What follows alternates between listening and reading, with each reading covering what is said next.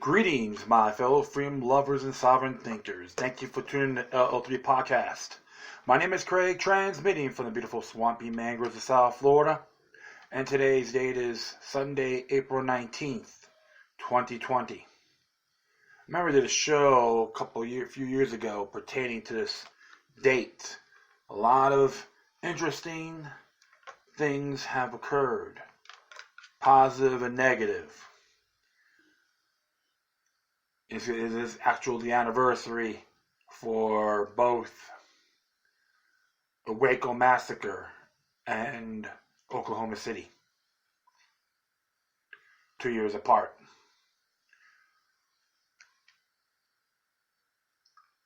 And one thing you gotta say about those events are really horrific. People freaked out about the firearms. ATF freaked out about the firearms he had at the Mount Carmel compound. So,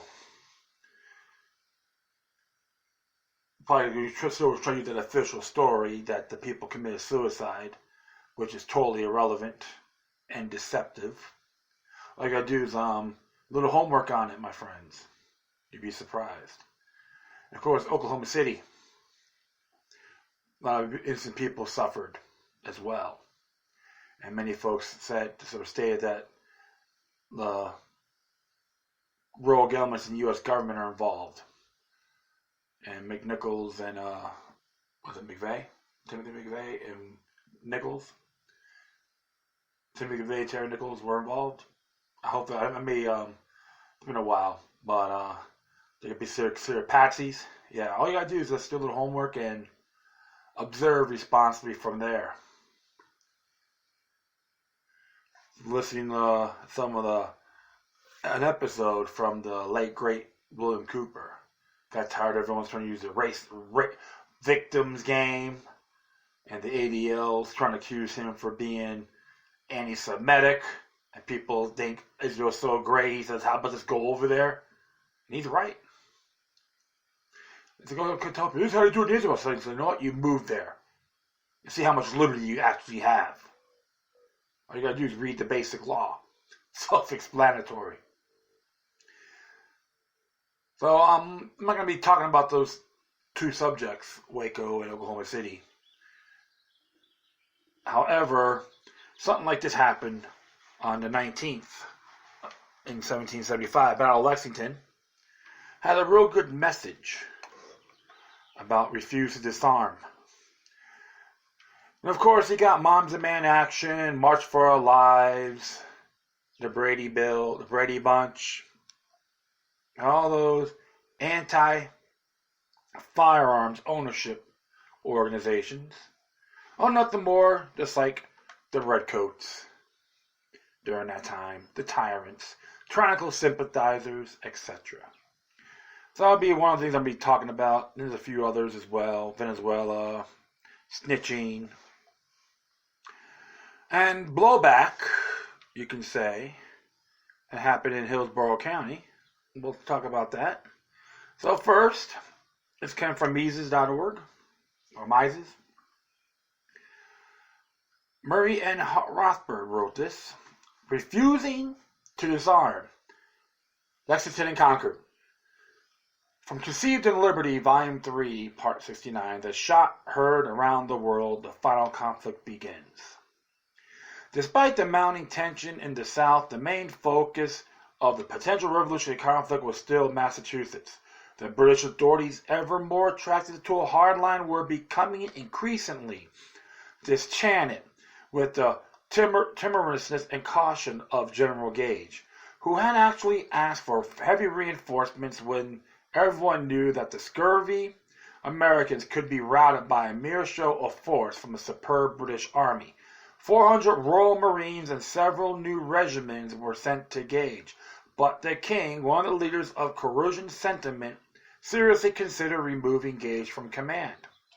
There were a few voices of reason in the British government, but they were not listened to. The Whiggish Secretary of War, Lord Barrington urged reliance on the cheap and efficient method of naval blockade rather than on a land war in large expanse of forests of America. And General Edward Harvey warned of any attempt to conquer America by a land army, but the cabinet was convinced that 10,000 British regulars, assisted by American Tories, could crush only conceivable American resistance. Underlying this conviction and conquest, British eagerness to wield armed force was a chauvinistic and quasi-racist contempt for the Americans. Thus, General James Grant sneered at the scoldy peasants who dared to resist the crown. Major John Pitcairn, stationed at Boston, was sure if he drew his sword but half out of the scabbard, the whole banditti of Massachusetts Bay would flee before him. Particularly important was the speech in Parliament of the powerful Bedfordite, the Earl of Sandwich, the First Lord of Admiralty, who sneering asked, "Suppose the colonies do abound in men, what does that signify? They are raw, undisciplined, cowardly men. I wish instead of 50,000 of these brave fellows who would produce in the field at least 200,000. The more the better, the easier would be the conquest. The very sound of a cannon would carry them off as fast as their feet could carry them." There was another reason. It should be noted for Sandwich's reluctance to use the fleet rather than the army against the enemy, while the army was to dispatch the Americans. Sandwich used the fleet against France, and he hoped and expected to be soon at war. Accordingly, the Crown sent secret orders to Gage, reaching him on April 14th. The Earl of Dartmouth rebuked Gage for being too moderate. The decision has been made, since the people of New England were clearly committed to open rebellion and independence of Britain. Maximum and decisive force must be slammed down hard upon the Americans immediately. While reinforcements were underway, it was important for the British troops to launch a preventive strike by moving hard before an American Revolution could be organized. Therefore, Gage decided to arrest the leaders of the Massachusetts Provisional Congress, especially Hancock and Sam Adams. As in so many other preventive first strikes in history, Great Britain itself participated, the one thing it wished most to avoid: a successful revolution. Interestingly enough, the Massachusetts radicals were at the same time rejecting hot-headed plans for the first strike by rebel forces, who would thus be throwing away the hard-forged unity of the American colonists. Adams and Hancock were out of town and out of reach near Concord, so Gage decided to kill two birds with one stone by sending a military expedition to Concord to seize the large stores of rebel military supplies and to arrest the radical leaders. Gage determined to send out the force secretly to catch the Americans by surprise. That way, if armed conflict broke out on us for initiating the fray could be laid on the Americans. Gage also used a traitor high up in radical ranks, Dr. Benjamin Church of Boston, whom the British supplied with funds to maintain an expensive mistress, inform on the location of the supplies and the rebel leaders. Church's perfidy remained undetected for many more months. Gage learned from Church, furthermore, that the Provisional Congress, under the prodding of the frightened Joseph Hawley, had resolved on March 30th not to fight any armed British expedition unless it should also bring artillery. By not sending out artillery, Gage figured that the Americans would not resist the expedition. Gage, however, immediately encountered what would prove a major difficulty in fighting a counterinsurgency war by a minority ruling army against insurgent forces backed by a vast majority of the people. He found that surrounded by a sullen and hostile people, he could not keep any of his troops or fleet movements hidden. The rebels would quickly discover these movements and spread the news. On April 15th, the day after receiving his orders, Gage relieved his best troops of duty, gathered his boats, and on the night of April 18th, shipped 700 under Lieutenant Colonel Francis Smith to the mainland, from which they began to march to the northwest to Lexington and Concord. But the Americans quickly discovered what happened. Some, perhaps Dr. Joseph Warren, sent Paul Revere to Lexington to warn Adams and Hancock. Hancock, emotional, wanted to join the Minutemen, springing to arms, but the sober intelligence of Sam Adams reminded Hancock of his revolutionary duty as a top leader of the American forces, and they both fled to safety. Revere was soon captured, but Dr. Samuel Prescott was able to speed to Concord and bring the news that the British were coming. As the news of British march reached the Americans, the Lexington Minutemen gathered under the command of Captain John Parker. Rather absurdly, Parker drew up his handful of 70 men in open formation across the British path. When Major Pitcairn, in charge of 6 companies of the British advance guard, came up to confront the militia, Pitcairn requestfully ordered the Americans to lay down their arms and disperse. Parker, seeing this error, was more than willing to disperse but not to disarm. In the midst of this tense confrontation, shots rang out. No one knows who fired first. The important thing is that the British, despite Pitcairn's order to stop, fired far longer and more heavily than necessary, mercilessly shooting at the fleeing Americans so long as they remained within range. 8 Americans were killed in the massacre, including the brave but foolish Parker, who refused to flee, and 8 wounded, whereas only 1 British soldier was slightly wounded. The exuberant,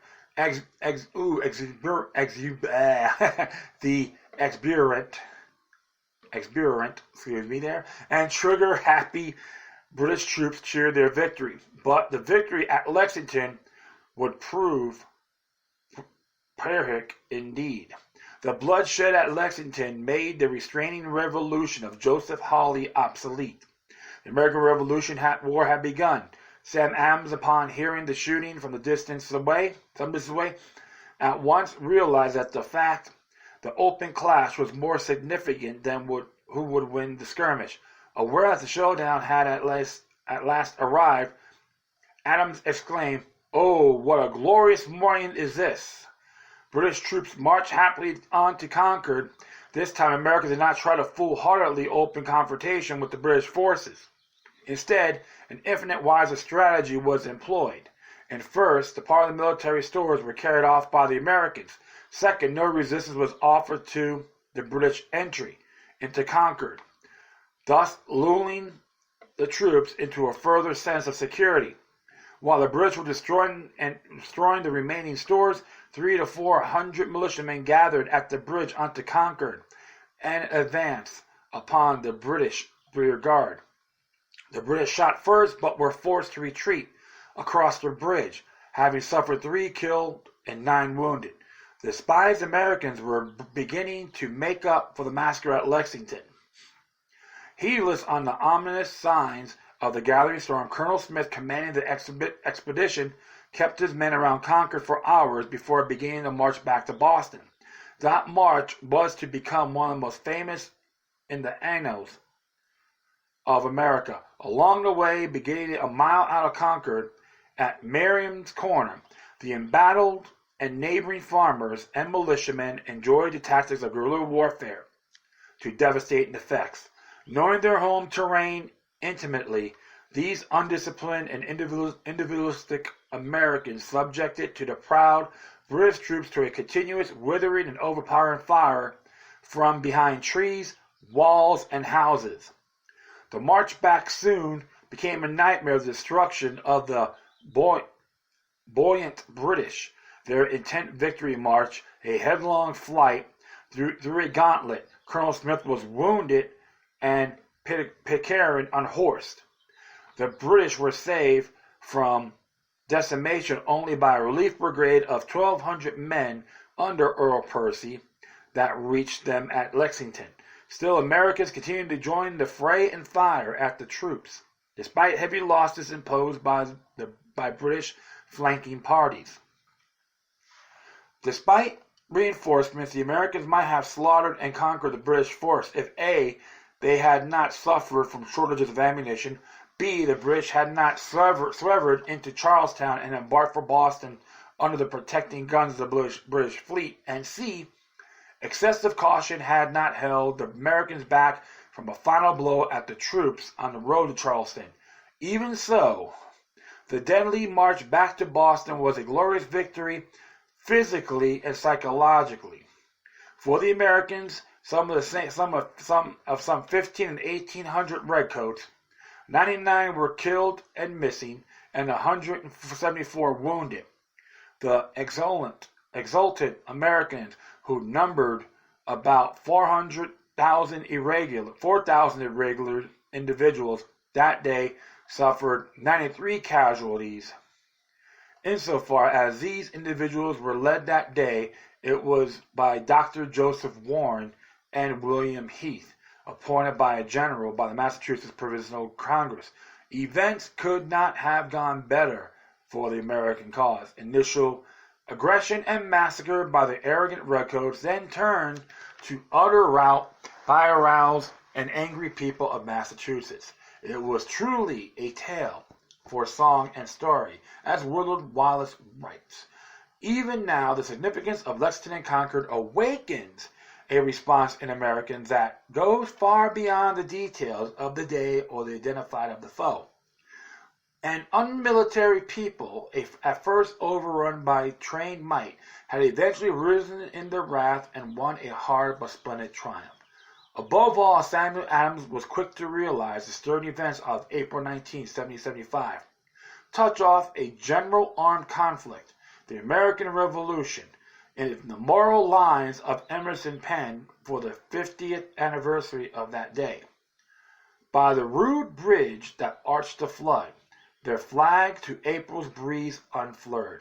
Here once the embattled farmers stood, and the fire that shot heard round the world. Yep, interesting day, of course. That's what people done, what they achieved. Yep, it will be grueling, enduring, but many of them hung in there, and look what happened. Of course, there were some falters along the way after it. So there's going to be differences. However, that's why it's okay to be armed. Be ready when it's necessary. It's okay to stock up. Many of them who are right in the lines thought we were the nut jobs, we were the crazies, we were the paranoids. What you see here with COVID-19, all blew back in their faces. Something to always look at, my friends. Think about real deep when people make these predicaments or statements calling you the nut job. The preppers are crazy, psychopaths, paranoid freaks. It's not that at all. It's called vigilance. And I'm one of those guys. I could be categorized what I addressed before mentioned. But you know what? I have no shame of it. So, always examine the bigger picture before running your mouth. So, this one came from the Epic Times. Came out today. It's an interesting commentary here. Time is now for Transition in Venezuela by Fergus Hodgson. The time has come for the United States to help Venezuela halt Nicolas Maduro's tyranny and his criminal network. The pandemic outbreak and low oil prices provide an opportunity to force the usurper out and let Venezuelans choose a new president. On March 31st, the U.S. State Department released a roadmap to lifting sanctions on the Venezuelan government, which is an act of war, of course.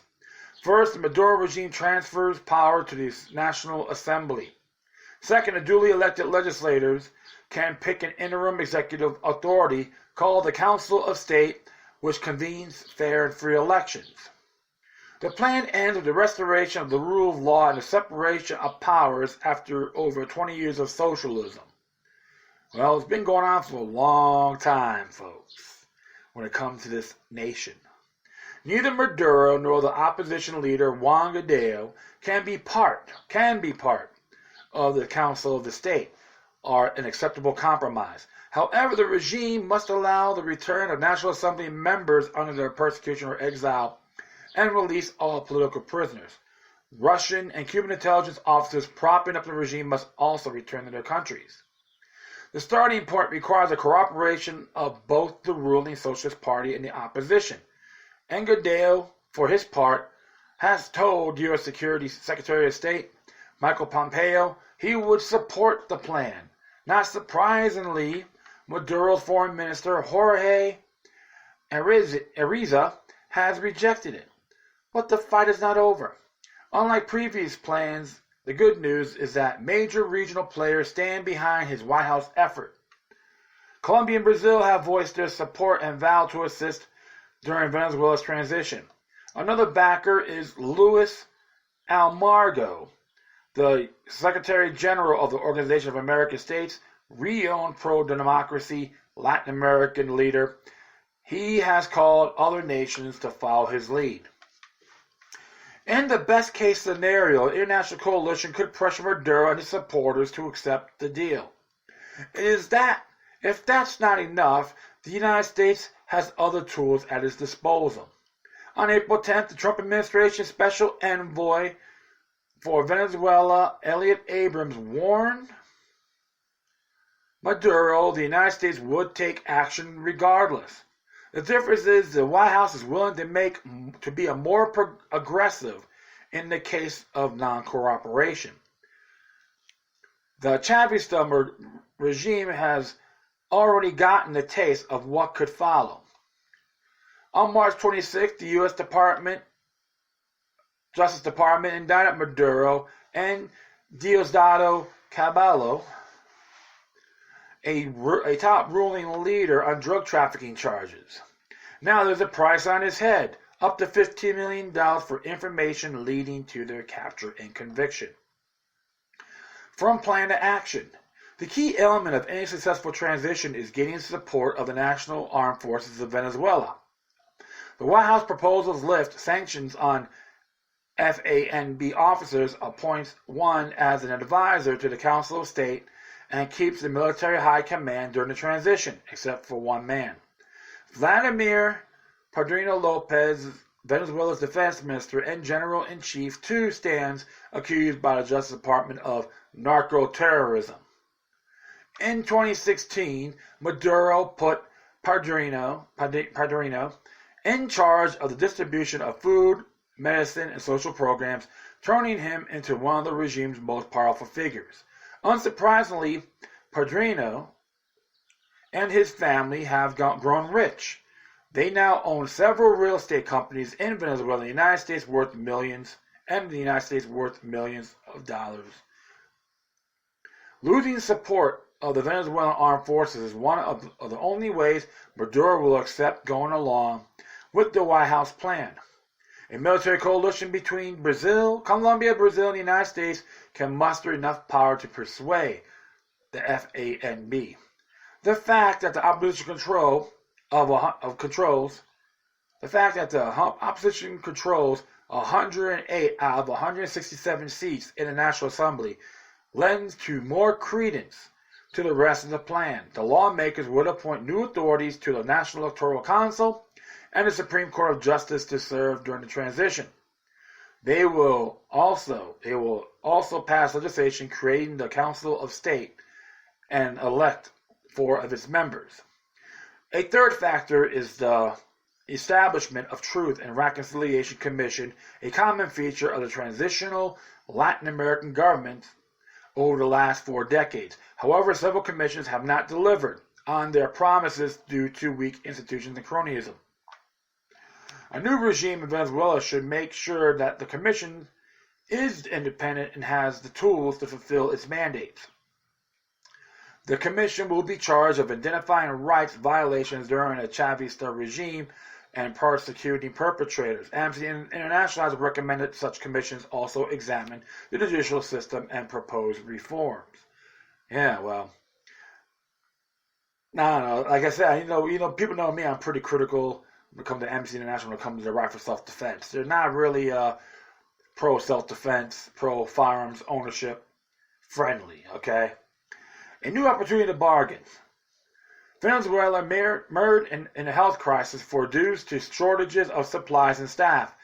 It is not prepared to handle the CCP virus emergency. On April 11th, Venezuelan physicians made known there are only 84 intensive care beds with respirators available in the entire country, contradicting the government's claim of 25,000 beds. This is not the only regime-lying civil society groups and opposition have debunked. True of its habit of hiding information, the regime appears to be manipulating the number of CCP virus patients and deaths. As of April 14th, the regime reported 193 infections and 9 deaths. However, a doctor from Andes University in Merida identified 378 suspicious cases in that city alone. Migrants lacking jobs and income abroad are returning to Venezuela, increasing the risk of an outbreak.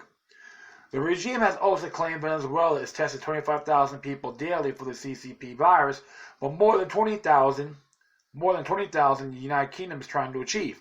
Juan Jose Manuel Olivares, a member of the National Assembly, dismissed the regime and countered that Venezuela has the world's lowest testing rate. Despite an unabashed optimism, Maduro has decided to extend the national lockdown until May. If dictatorship is hiding the real numbers and is unable to control the pandemic, the truth will eventually come out. The regime will hardly be able to tackle another crisis under the current international isolation, and the lifting of U.S. sanctions will become more attractive. Isolation means stopping the financial transactions of Venezuela if the regime does not accept the transition. The dictatorship has been a parasite on the backs of citizens' remittances or other inflows for too long. With oil prices at a historic low of around $30 a barrel, decimating government revenue and social programs the regime has relied on for public support, something has to give. Venezuelans should pressure the regime and set a transitional government in motion. Maduro must understand this is his last chance to avoid a path leading to intervention. A U.S. military coalition with Colombia and Brazil should be ready to act if Maduro does not leave office. Well, I gotta say this. I agree that the Venezuelans should make that decision on regime change. Military intervention, I oppose it. If you study the basic history of that nation, which I got a glimpse of it, I read the book by Jose Nino on this, about how socialism failed Venezuela and the United States should not intervene. I'm just paraphrasing. A good little ebook. You could go to Jose Nino on that. Just look his name up. You should have it. It's very good, very interesting stuff. That nation's been through dictatorship for a long period of time. After the, I don't say dictatorship, but after the Bolivarian Revolution, when they free from Spain, and of course they got their independence from Colombia. It was never been a liberty minded society. This is what I read. Now I'm going to have to go further on this. But all during that time, even Cadeo, he's a socialist too. So they got their factions, but they have that same mindset on socialism, but in different avenues. And you're talking to a guy who's not in love with ever to come to government. Okay, I say that firsthand. And during that time, the central banks took over that nation in 1939. Their money became fiat. Everything started to inflate. That helps out. Hey, it's a little history lesson about central banks. Sanctions, to me, is an act of war. All right, it's been going on even during the Obama administration, the Bushes and all that. Now Trump. Nothing new at all. And in addition, the government wasn't really right to keep and bear arms friendly. You can own certain firearms and that's it. So I remember the most that they can have is actually a 22 caliber rifle and a pistol, 22 caliber. And they have all the firepower. Then later on, around 2012, Article 324, firearms are owned by the state. Yeah, that's tyrannical. Okay? But the whole thing is, global intervention isn't the way to do it. The people over this guy start waking up and do something about it. And to be very frank, some like 5 or 6 states in Venezuela had the greatest amount of oil reserves in the world. If they would have seceded, it would have collapsed. Like Maduro, Chavez, doesn't matter. That it probably had to give a big reality check. But for as far as I'm concerned, the United States need to butt out of it. And Colombia and Brazil. On the left, there's the big killing fields. There's some claims on that as well. I can't really make that statement. But it's a very interesting article, I could say. But I just have my own different views on it, which is okay. I could read something I could disagree with. But the people of Venezuela need a big spiritual awakening, which I know is happening over there. Don't get me wrong. But they're trying to keep everything in a tight lid. If you read the Venezuela Constitution, it's pretty similar about free speech. Can be, if you're critical, it's considered a threat. So that's why, in due time, the people in there need to prevail, and they don't want outside intervention, imperialism, and all that. So, today, if we study history of foreign policy, even the United States, it's not that great. And even the founding fathers talked about not getting involved in foreign entanglements, align with none, and trade with all. So, that's how my intake on this. But the beautiful people over there got to make that choice. When government knows best, it turns to manure. Period. So I decided to read another article from the American Free Press, which is a 17th, 18th issue for the 20th and 27th. So it's actually a bi-weekly newspaper. It's in reference to COVID-19 and the police state. This one's entitled Police State Pandemic Hysteria Spawns Virus Era Snitch State. And right now, it's for subscription only. And I will put the link up for the AmericanFreePress.net. As it reads here, by S.T. Patrick, a widely circulating YouTube video shows an unhinged woman screaming at a young adult as she stands next to the driver window of his car. You're supposed to be quarantining. The state has a stay-at-home order. I'm calling the cops. Wait till the cops get you.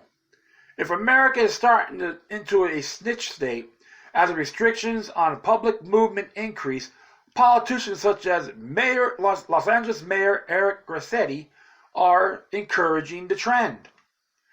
Los Angeles, America's second largest city, has been on a safer at home order for over a month. All non-essential businesses have been closed and residents were ordered to stay home. Last week, Rossetti went so far as to encourage the snitching among residents. If not, any non-essential businesses continue to operate in violation of the stay-at-home order, we're going to ask to enforce the safer at home or order to and ensure their compliance. Cressetti said, "You know the old expression about snitches. Well, in this case, snitches get rewards. We want to thank you for turning folks in and making sure we are all safe.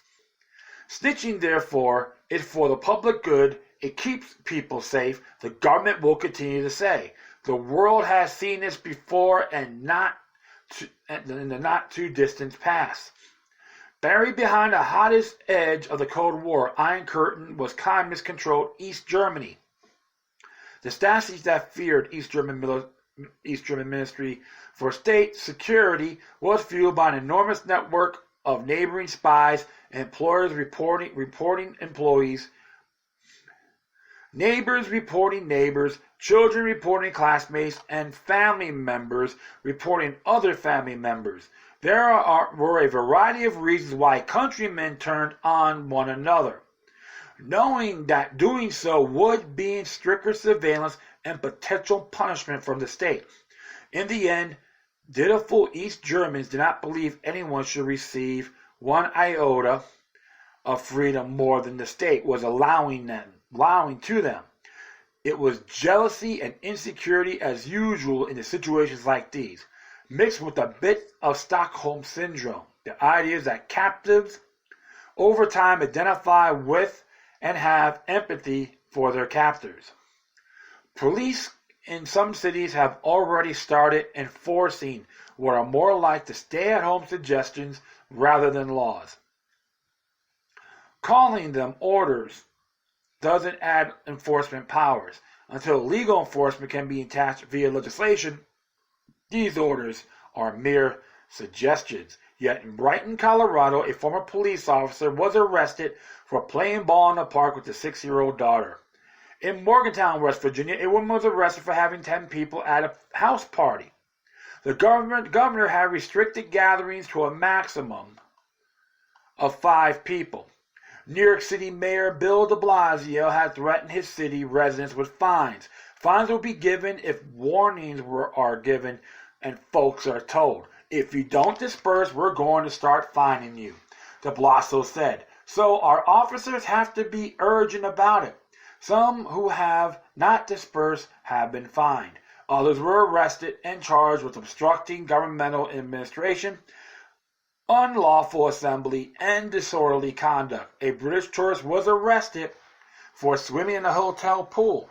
As an officer arrests her, a woman off camera screams, "She deserves that." This despite the fact that the Pool Water Treatment Advisory Group had said that pools are very safe environments right now due to high level of both chlorine and water, which kill coronavirus. How were the police notified? Another traveler staying at the hotel called it in. How nice is that? Uncle Tom's and Aunt Jemima's to the state. "I will call the police on you because I do like to spread my butt cheeks to them. That makes me so honorable and patriotic." All right. Critics of Seeing Something, Saying Something, a program that has existed since 2003, said that the idea itself creates a culture of unjust targeting, as not all suspicious behavior is created equal. It also allows false calls to come in at higher rates when neighbors can anonymously report on personal enemies. A current problem dealt with often in the state child protective service departments. Systematic snitching gives everyone a role in a police state. Americans in the new millennium had already begun questioning whether the militarization of the local police forces had gone too far.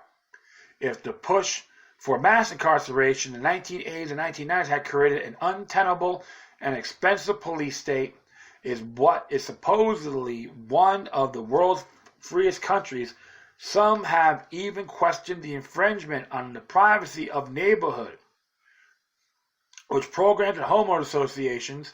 There are already signs of that a post-COVID-19 world is no willing to encourage the act of snitching. So like post 9/11, right? The more we are pushed into despair by authoritarians above us, the more it seems we will turn on one another, thus inflating the surveillance society.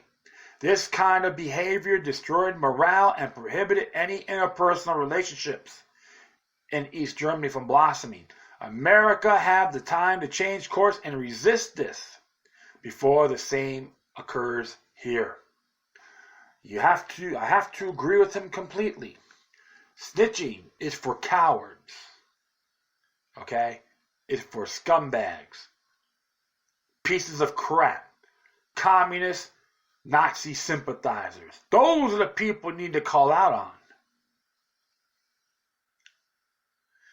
When you belly up to the state, it will blow back in your faces when you least expect it. People with that mindset, if you're going to pull this stunt and it backfires on you, you'll be one screaming and whining like a banshee in heat. It's anti-natural law. You need to get your rear ends deported to these tyrannical states or nations. See how long you'll survive in those environments. Well, that's all I gotta say about that. We're gonna do one more here. Remember that what happened in Hillsborough County when they arrested that one pastor for congregating all these people in the churches? The whole coronavirus ordeal? Well, check this one out. It came out today by BigLeaguePolitics.com. It says here, Hardened convict released from jail on coronavirus reprieve, murdered, Florida man next day. What does Richard Moore has to say about this? A Florida convict who was released from jail on account of the coronavirus epidemic went on to shoot and kill a man the very next day. Joseph Williams was freed from jail on March 19th, having been in pretrial confinement and unable to afford bail. Last week, he was arrested for shooting murder that took place on March 20th in Tampa. Williams had already been in the Orient Road jail on charges of heroin possession and drug paraphernalia. Now he's facing charge of second-degree murder, possessing a weapon as a felon, and resisting arrest. Hillsborough Sheriff Chad Cornister stated that there is no question Joseph Williams took advantage of this health emergency to commit crimes while he was out of jail waiting resolution of a low-level nonviolence offense. Yet, there are serious questions why Williams, who appeared to be a career criminal, was an arrest track record of 35 different criminal charges and was even let out of jail to begin with. He has 2 felony convictions and 5 misdemeanor convictions. Cronister admitted the sheriff's department didn't properly vet Williams' criminal track record before letting the felon out of jail, stating that we didn't go back at the time and look at the people's criminal history when preparing to release 100 jail inmates on coronavirus outbreak. Williams is back in jail and he's being held without bond after his first court appearance on Monday. If the authorities want to be taken seriously as guardians of public safety during the coronavirus epidemic, the last thing they should be doing is releasing veritably dangerous criminals from jail.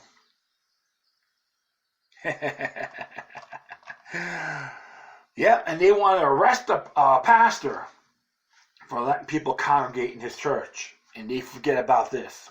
Well, I remember the county state DA and Sheriff Chad Cornister were there talking about that, and look what happened. It blew back in your face. Eat some crow, Sheriff Chad Cornister, because you as an overseer on public safety in Hillsborough County, some of your men chose poorly. So what's going to happen with them? You're going to investigate or let it go? Remember, you're the most powerful elected servant in Hillsborough County. As far as I'm concerned, you need to repent for your stupidity. on attacking innocent people in the first place. Victimless crimes, I call it. And look what happened. Repent, my brother, repent. So, that's all I got to say about it. I thank everyone for listening, plus feel free to download and share us on social media networks. If you have any questions, comments, or something that's interesting you want to check out, whatever you do, please send your correspondence with decorum. Furthermore, I'll leave all the footnotes of this episode on my Spreaker page. And if you want to do a donation, you can hit me at paypal.me/LokiLuck3. The number 3 is all that together. Once again, thank you for your time. Plus, always remember that demoniac resistance is healthy for the soul and can liberate humanity. Until next time, take care of yourselves. Keep on spreading love. And may your guardian spirits be with you.